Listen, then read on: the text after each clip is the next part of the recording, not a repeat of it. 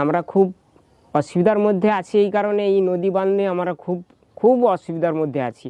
হ্যাঁ, আমাদের মনের মধ্যে যে আতঙ্ক, এই ঝড় এলে কি হবে কি হবে, আমরা এই আতঙ্কটা আমাদের যেন বয়ে বেড়াচ্ছি।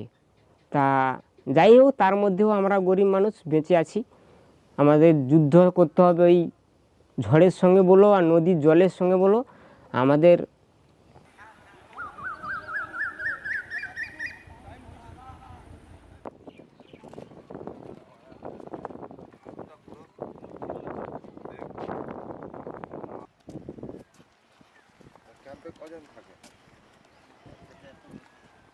তিনটে বরজ ছিল, তিনটে বরজের মধ্যে সবই তিনটেই নষ্ট হয়ে গেছে এই বছর।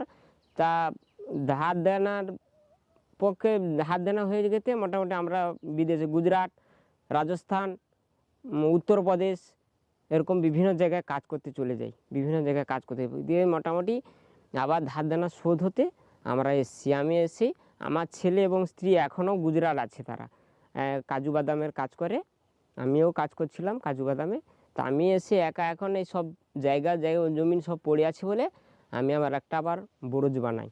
মানে সুন্দরবনের যে ওদিকের মাটিটা হচ্ছে মানে কাদা পলি, আর আমাদের এটা শক্ত পলি। এই যে দেখছেন না, এটা পলিটা শক্ত, যার জন্য আমাদের বাড়ছে কম। আগে এতটা হতো না। সেই 49 সালে একবার বন্যা হয়েছিল, সবাই বলতো।